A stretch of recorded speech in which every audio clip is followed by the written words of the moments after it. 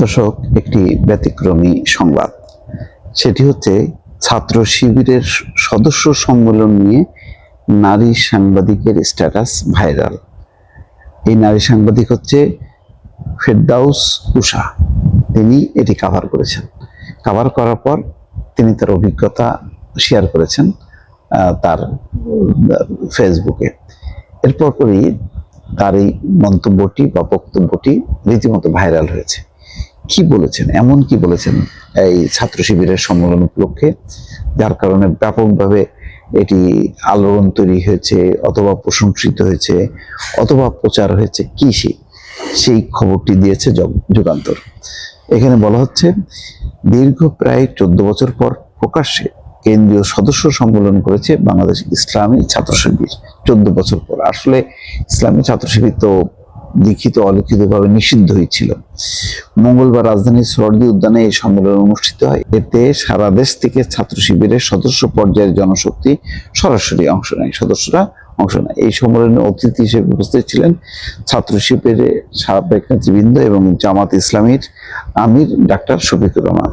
সেখানে আমন্ত্রিত ছিলেন গণমাধ্যম কর্মীরা।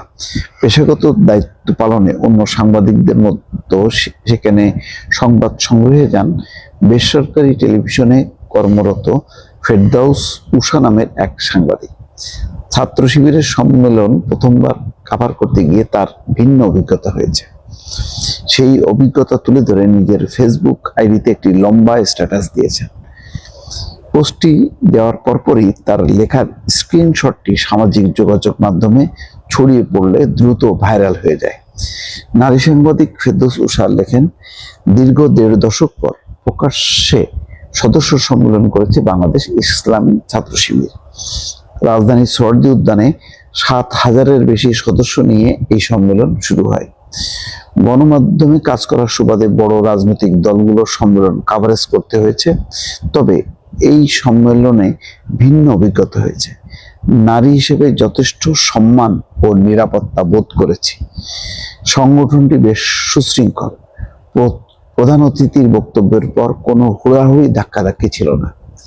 এটা তার মানে প্রশংসা করে একটি স্ট্যাটাস দিয়েছে। এটা সত্য যে ইসলামী ছাত্র শিবির, জামাত ইসলামী, তাদের কিন্তু অনুষ্ঠানগুলো খুবই সুশৃঙ্খল হয়। কোনো ধাক্কাধাক্কি নেই, যথেষ্ট পরিমাণ নিরাপত্তা রয়েছে।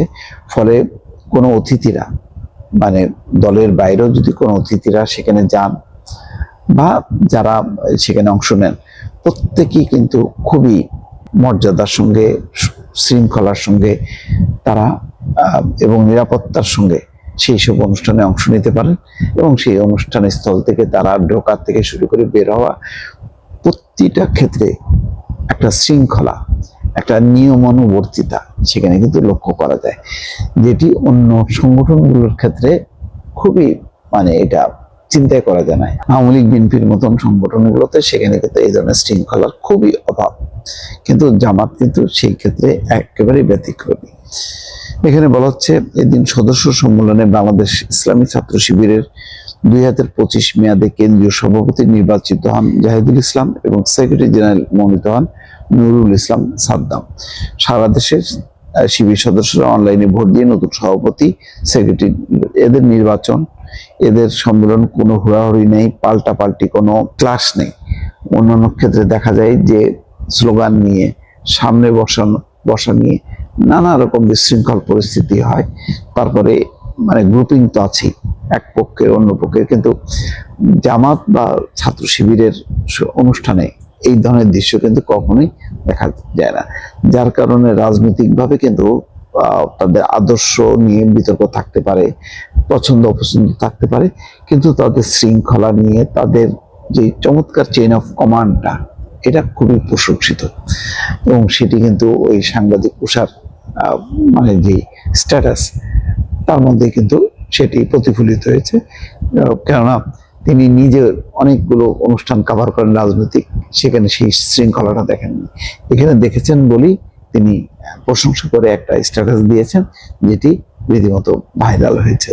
দর্শক, ভালো থাকবেন। আল্লাহ হাফেজ।